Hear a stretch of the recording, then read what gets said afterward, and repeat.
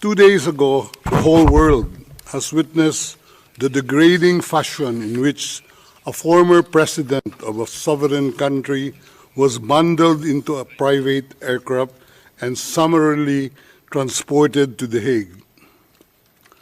To us lawyers, this would be called an extrajudicial rendition. To the less legally inclined, it was a pure and simple kidnapping.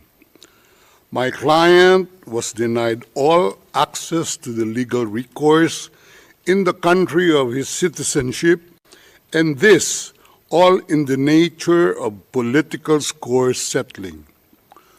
Two troubled entities struck an unlikely alliance, an incumbent president who wished to neutralize and choke the legacy of my client and his daughter on the other hand, and a troubled legal institution subject to delegitimization and desperate for a price cuts and a legal show today on the other hand.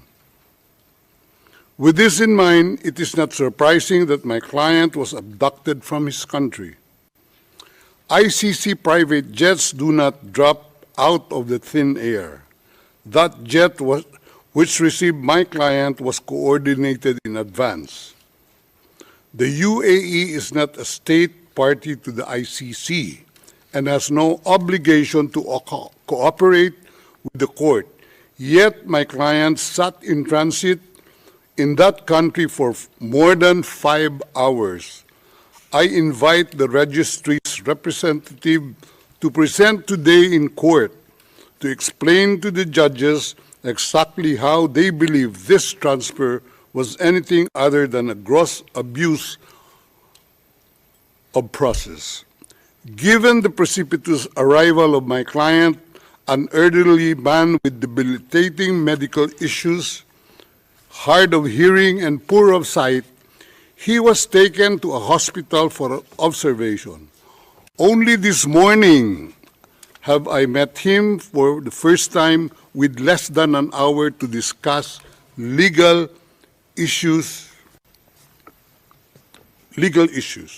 I have not been able to present him with a hard copy of the arrest warrant because we were not supplied with such. I have not even been able to explain to him what the prosecution requested when seeking the issuance of the arrest warrant. This is because the chamber only established a redacted version of the prosecution request last night. Other than to identify himself, my client is not able to contribute anything to this hearing. Most importantly, he is not able even to tell you that he has been informed of the charges as contained in the arrest warrant for a reason more pertinent to which I alluded in my written request to this honorable pretrial chamber this morning, and which is confidential in nature. Accordingly, I repeat my respectful request, which was rejected this morning, to postpone the substantive aspect of this hearing to the next week, when I will have the opportunity to sit with my client and to explain to him what a confirmation hearing is and what the disclosure is, and how the prosecution alleges that he committed crimes.